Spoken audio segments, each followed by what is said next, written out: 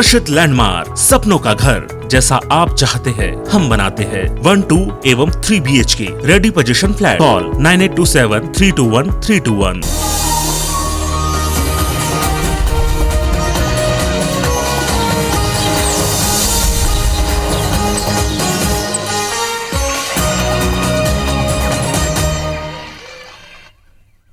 जय जोहार महतारी भाखक समाचार बुलेटिन हमर बानी हमर गोठ में आपन के स्वागत है। मैं हूं आपन के संग राहुल सिन्हा। समाचार देखबो विस्तार ले और बुलेटिन में सबले पहले बात करबो ये बेरा के बड़े खबर के त यूपी के बांदा दौरा ले रायपुर लौटिन है सीएम भूपेश बघेल और कहिन है कि उत्तर प्रदेश में कांग्रेस के ग्राफ बढ़ा जात है। यूपी में कांग्रेस एसपी बीजेपी के बीच लड़ाई है। कांग्रेस संगठन के काम यहाँ जोर शोर ले चला थे। ये घलो कहीने के सलमान खुर्शीद के किताब के बयान पर उन कहीन है कि खुर्शीद के विचार व्यक्तिगत हवे।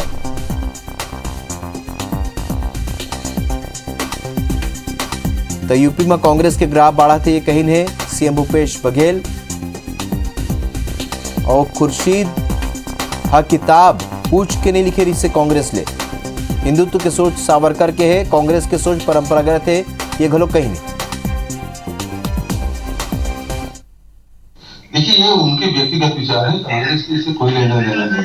उन्होंने पुस्तक लिखी कोई कांग्रेस से पूछ के लिखा नहीं। उनके उसके बचाव उन्होंने नहीं किया। उन्होंने तो देखिए ये हिंदुत्व वाले जो शब्द है या हिंदुइज्म की बात करते हैं वो सावरकर की सोच है, हमारी सोच नहीं है। कांग्रेस की सोच तो परंपरागत जो विचारधारा है। सौरभ परियार अमर सिवगी और ज्यादा जानकारी संगे खबरों पर जुड़ चुके हैं। सौरभ, वैसे तो सीएम भूपेश बघेल बांदा ले लहू टाइन है, ओखर यात्रा कैसे रही सो का ओखर अनुभव रही संगे संग वो यूपी में कांग्रेस के कद बाढ़े के बाद कहीं ने सलमान खुर्शीद ऊपर भी बयान देने का कुछ कहीं ने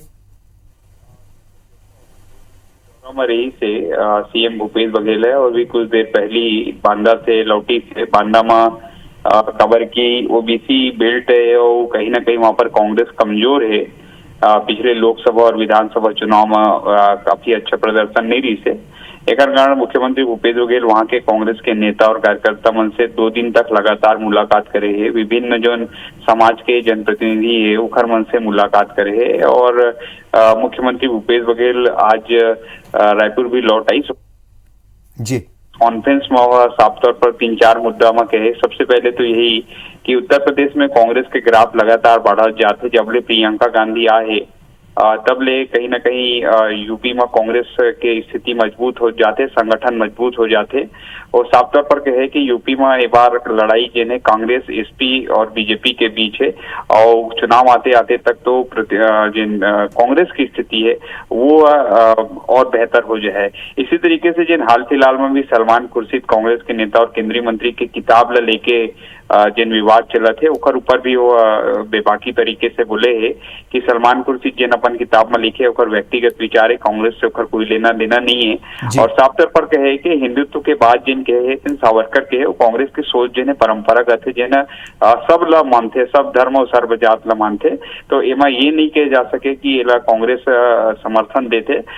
तो ये बात लगे है इसी तरीके से आने वाले समय में यूपी में और कैसे कांग्रेस पार्टी है मैनिफेस्टो कैसे पूरा करी ओखर बारे में भी चर्चा करी वहां के पत्रकार मन से और साफ तौर पर बताई से कि जिन काम हम छत्तीसगढ़ में करत हन 5 महत्वपूर्ण मुद्दा जब 2018 में कांग्रेस की सरकार आना रही से छत्तीसगढ़ में लाना रही से तब 5 महत्वपूर्ण मुद्दा रही से किसान मन के कर्जा माफ, 2500 रुपए में धान, बिजली बिल हाफ, ये 3 से 4 महत्वपूर्ण मुद्दा। वही मुद्दा आपला याद हुई राहुल की प्रियंका गांधी भी घोषणा करे ये तीनों मुद्दा। और चौथा ये भी कहे कि जिन कॉलेज और स्कूल के लेके है मतलब स्मार्टफोन और स्कूटी भी देवो यही मुद्दा लेके मुख्यमंत्री भूपेश बघेल के है कि कांग्रेस की सरकार यूपी में आई तो ये सब वादा ला हम पूरा करबो।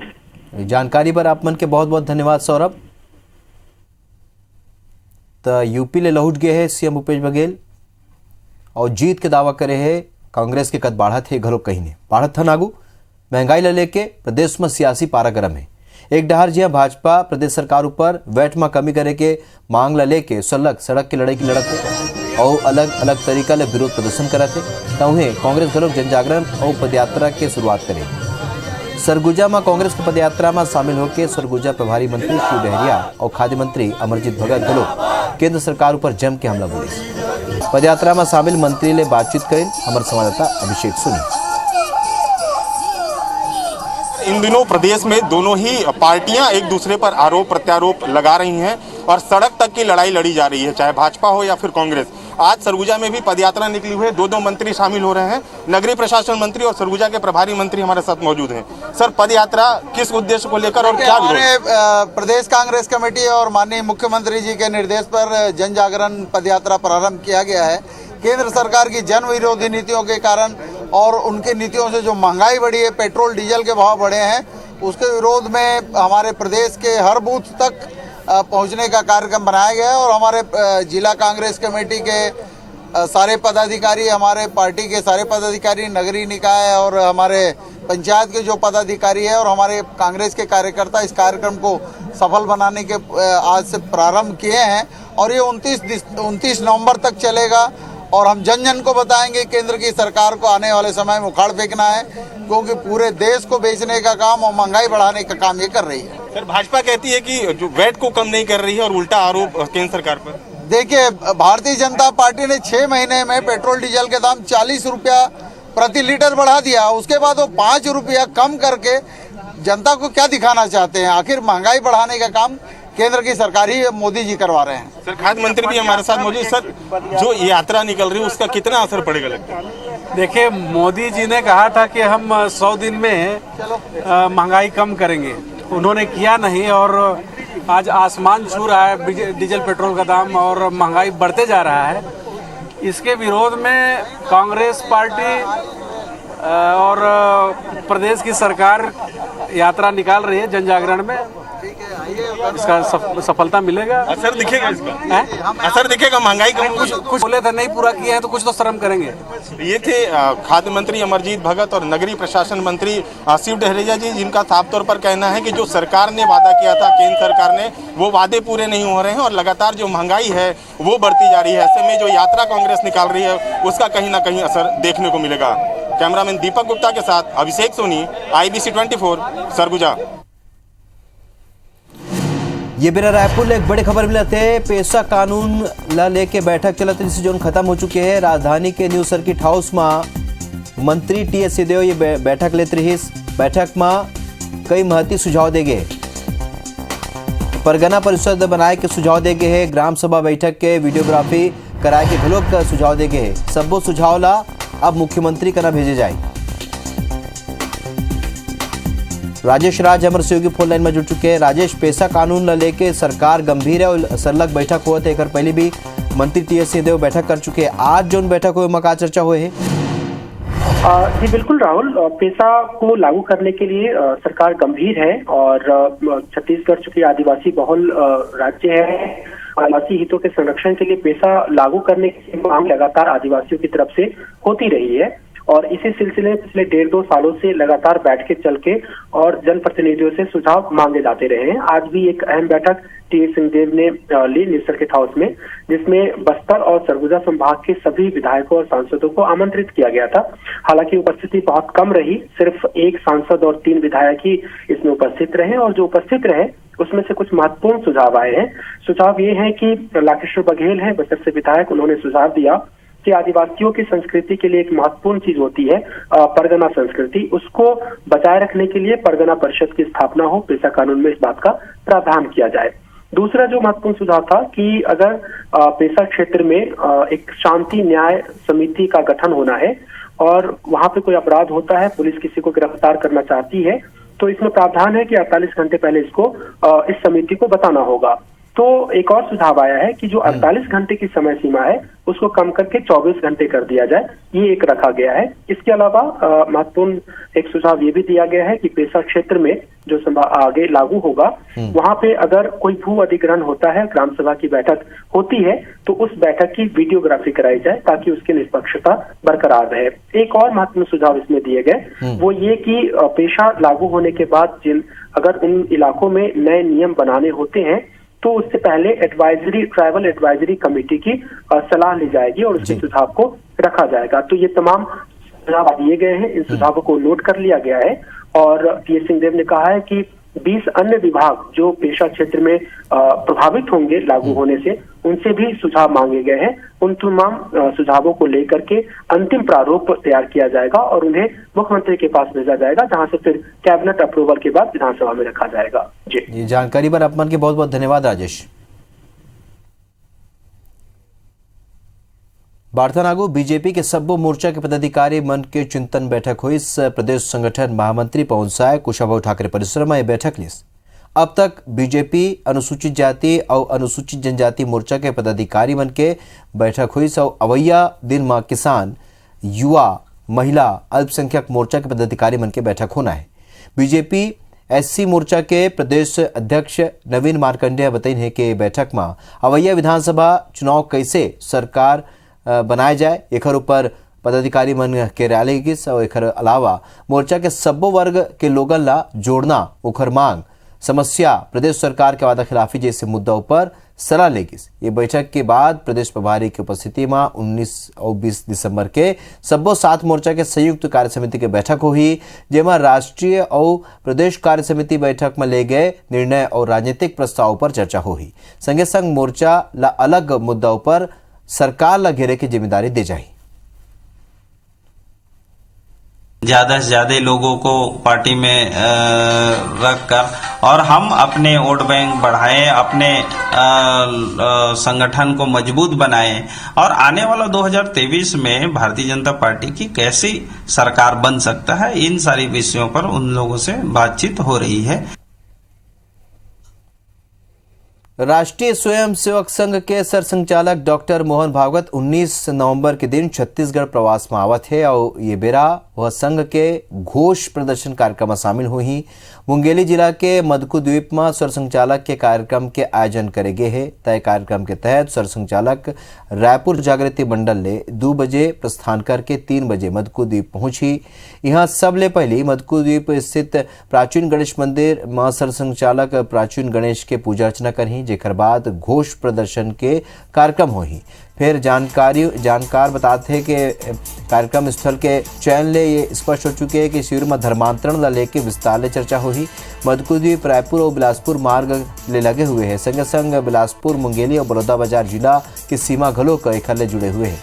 इस क्षेत्र में मिशनरीज के प्रभाव देखे जाते हैं और ऐसे में मदकू द्वीप में कार्यक्रम के आयोजन करके संघ ये स्पष्ट संदेश दे है कि ये बैठक के बेरा चर्चा के प्रमुख विषय में धर्मांतरण घलोक शामिल हुई और ये शिविर में द्वीप के तीर तार के गांव ले ग्रामीण मन घलोक आमंत्रित करे गए।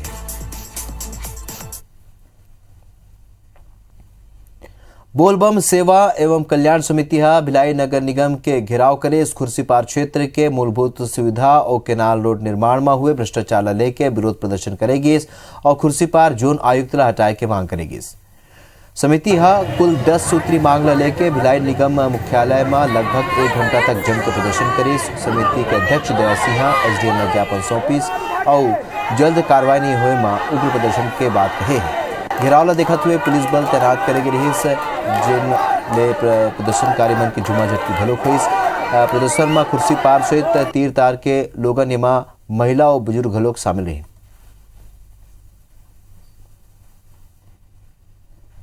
नगर निगम में भ्रष्टाचार को लेके 10 बिंदुओं पे हमने, चाहे वो कुर्सी पार कमिश्नर के बर्खास्त की मांग हो, चाहे वो पानी की समस्या का हो, चाहे पेप लग रहा जिसमें भ्रष्टाचार हुआ, उन सब 10 बिंदुओं पे मैंने माननीय एसडीएम रावटे साहब जी को ज्ञापन सौंपा है। उन्होंने इससे पूरा आश्वस्त किया है कि इस पर जल्द से जल्द कार्रवाई करेंगे और कमिश्नर उसको बर्खास्त भी करेंगे। कुर्सी पार की विभिन्न समस्याओं को लेकर के इसमें सफाई व्यवस्था से लेकर रोड निर्माण वगैरह बहुत सारी चीज़ें बिंदु हैं। विभिन्न बिंदुओं पर उन्होंने अपना एक ज्ञापन सौंपा है कमिश्नर साहब के नाम पर, जिसे अभी दिया है और आश्वासन दिया गया है। कमिश्नर साहब को इसके संबंध में अवगत कराया गया। कोरोना के खिलाफ वैक्सीनेशन अभियान ला तेज करत हुए स्वास्थ्य विभाग थोड़ा सख्ती बरते बर शुरू कर दे है और हर घर दस्तक अभियान के तहत अब समझाइश के बजाय जौन लोगन टीका नहीं लगाए हैं ओखर मन जेखर दूसरा टीका बाकी है ओखर मन के घर जाके टीका लगाए जाए। रायपुर जिला में 1 लाख से भी ज़्यादा लोगन अभी जेखर मन के टीका बाचे हुए हर घर अभियान दस्तक अभियान के तहत लगभग 75,000 ऐसे लोगों के पहचान कर ले गए हैं जो या तो टीका नहीं लगाए हैं या फिर जेकर मन के दूसरा डोज बाकी है। हर घर दस्तक अभियान के तहत अब तक 4,761 लोगन ला पहला डोज लगाए जा चुके हैं और 19,861 लोगन ला दूसरा डोज लगाए गए। फिर चिंता की बात यह है कि बहुत बड़ी संख्या में वो लोगन घलो है जौन तमाम कोशिश के और समझाइश के बावजूद अभी तक टीका लगाए पर तैयार नहीं हुए हैं। स्वास्थ्य विभाग ऐसे लोगन के डाटा तैयार करत है, अमा प्रशासन ला इला सौंपे जाही। 3 तारीख से कार्यक्रम शुरू हुआ है, उसमें हमारे लोगों ने 38,976 घरों का भ्रमण किया है। हमें ठीक ही रिस्पांस मिल रहा है और कल से और अधिक बढ़ जाएगा ये वैक्सीनेशन का कार्यक्रम। बात करबो बीजापुर के एक बड़े खबर के, जहां नक्सली मनहा अगवा इंजीनियर ला रिहा कर दिन है। 7 दिन बाद जन अदालत लगा के ओला रिहा करेगी। सब इंजीनियर अजय लकड़ा ला नक्सली मन रिहा कर दे। तो रिहाई के बेरा इंजीनियर के पत्नी घलोक मौजूद रही। मीडिया के आगू इंजीनियर ला रिहा करेगी। मीडिया और समाज प्रमुख रिहाई के अपील करत रहिन नक्सली मन ले। आखिरकार ओखर मन के सुनवाई हुई और नक्सली मन अगवा इंजीनियर ला रिहा कर दिने। तो 7 दिन के बाद जन अदालत लगा के रिहा करेगी।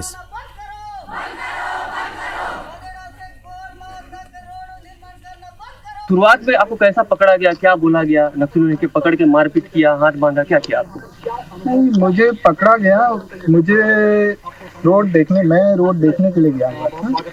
तो उसी दौरान मेरे साथ और एक प्यून भी था चपरासी, साथ में गए, क्योंकि मेरे को भाषा का ज्ञान नहीं था, जिस कारण से मैं उसको लेके गया हुआ था। लेने के बाद वो हम जब देख के वापस आ रहे थे तब हमको पकड़ लिया गया और हमसे पूछताछ की गई कि आप क्या करते हो, कहाँ रहते हो। उसके बाद हमें वहाँ से आगे ले लिया गया अंदर साइड। अंदर लेने के बाद वहाँ पे हम लोग को आराम से पेड़ के नीचे में बैठा दिया गया और पूछा गया। फिर वही क्वेश्चन रिपीट किया गया कि क्या नाम है, क्या करते हो, और जो प्यून था उससे भी नाम पूछा गया। दिन है और पर इन 7 दिनों में जब सुबह होती थी, उस सुबह मेरे को लगता था कि आज सुबह है, आज मेरे को ले जाएंगे, कुछ न कुछ मेरे साथ घटना घटित हो जाएगी। बहुत सारे जंगल घुमाया गया मेरे को। लास्ट में ये जहाँ से मुझे निकाले, जहाँ से मुझे छोड़ा, एरिया को मेरे को अभी याद नहीं आ रहा है। कहूँ कि सभी पत्रकार, सभी जो भी दुआ किए मेरे लिए, वो दुआ रंग लाई, जिस कारण से मैं आजाद हो पाया। अदरवाइज मैं यहाँ आपको लोगों के बीच में खड़ा नहीं रहा। प्रदेश के दूसरैया बड़े शहर बिलासपुर की पहचान न्यायधानी, संस्कारधानी के साथ ही अब स्मार्ट और डिजिटल एजुकेशन पर घलो हुआ थे। स्मार्ट सिटी डाहले स्थापित बिलासपुर में प्रदेश के पहली और एकमात्र सेंट्रल ई लाइब्रेरी और इंक्यूबेशन सेंटर शहर के स्मार्ट और डिजिटल एजुकेशन ला खास बनाव थे। विश्व स्तरीय एजुकेशन मटेरियल के संग ही बेहतर सुविधा और माहौल में यहाँ युवा अपन भविष्य ला गढ़े के काम करत थे।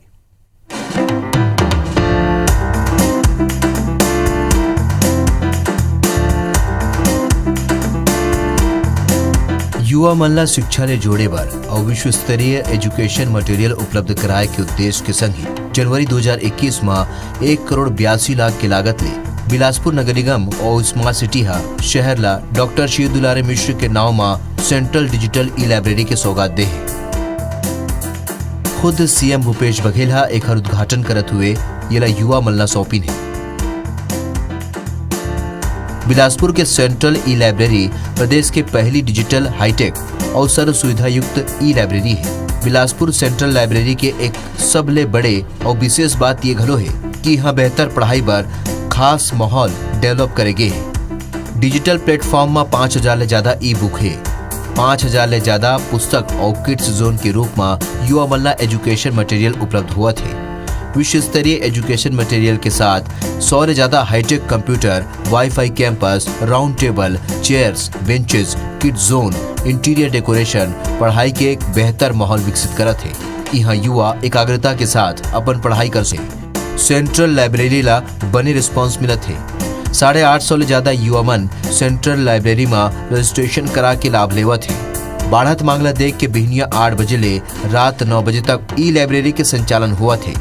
किड जोन से लेकर के बुजुर्गों तक के इच्छाओं को और उनके पसंद को ध्यान में रखते हुए 2,500 से 3,000 पुस्तकें ऑफलाइन मतलब फिजिकल पुस्तकें हैं। 5,000 प्लस बुक्स फिजिकली भी मौजूद है, जिसका उपयोग बच्चे अपने लिए अपने लेवल पे उसको घर ले जाकर और साथ ही साथ यहाँ बैठकर उस इंफ्रास्ट्रक्चर का यूज़ कर पा रहे हैं। एजुकेशन हब होए के सेती शहर सहित ग्रामीण और दूसर जिला ले घलोक बड़ संख्या में युवा सेंट्रल ई लाइब्रेरी के लाभ लेवत है। विशेष रूप ले स्कूली और कॉलेज एजुकेशन के संग ही प्रतियोगी परीक्षा की तैयारी करैया युवा मन बर ई लाइब्रेरी वरदान साबित हुआ थे। एक छत के नीचे विश्व स्तरीय एजुकेशन मटेरियल उनला सुलभता ले उपलब्ध हुआ थे, जेमा हर क्षेत्र के जानकारी उनला अपन भविष्य गढ़े में मदद करत है। सेंट्रल ई लाइब्रेरी में जेंडर इक्वलिटी और फीस के विशेष ध्यान रखे गए हैं, ताकि बिना कोनो भेदभाव के मिनिमम चार्ज दे के हर कोई एक लाभ ले सके। छोटे लड़का के घलोक पढ़ाई बार यहाँ विशेष रूप ले किड जोन बनाए गए। जी हाँ, छोटे लड़का बेहतर माहौल में अपन प्रारंभिक शिक्षा के पढ़ाई कर सकते।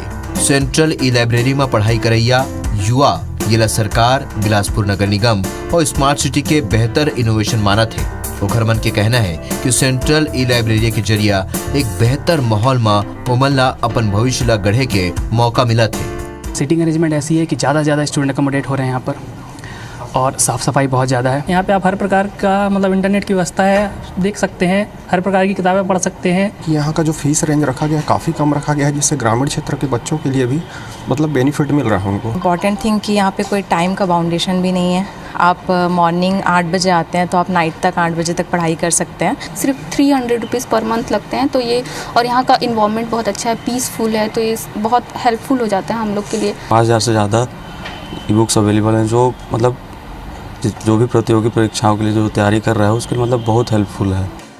कम समय में ही बढ़त उपयोगिता और डिमांड के बीच ई लाइब्रेरी के सेकेंड फेज लेके घलोक अधिकारी और जनप्रतिनिधि मन हा विचार करना शुरू कर दिन है। सीमित सीट के सेती बहुत अकन युवा एकर सेकेंड फेज के साथ सीट बढ़ाए के डिमांड करत है। ऐसे में अगला चरण में स्मार्ट सिटी ई लाइब्रेरी के साथ ही होम कैफे और स्कूल और कॉलेज घलोक एकर ले जोड़े के तैयारी में है। इसने ई लाइब्रेरी के संग ही एकमात्र हाईटेक इंक्यूबेशन सेंटर घलो युवा मन ला स्टार्टअप दिलाए बर और आगू बढ़ाए में मील के पत्थर साबित हुआ थे।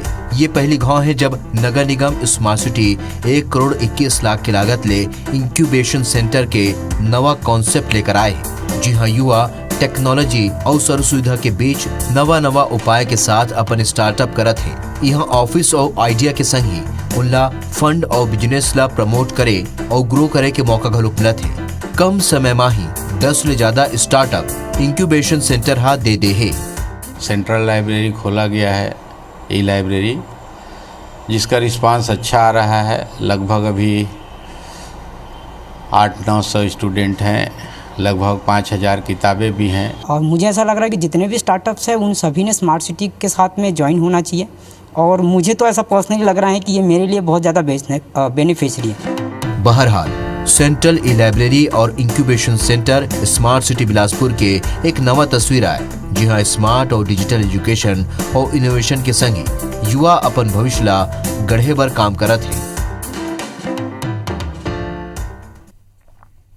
हमर बानी हमर गोठ में अभी बरत के मोला दो विदा। जय जोहार।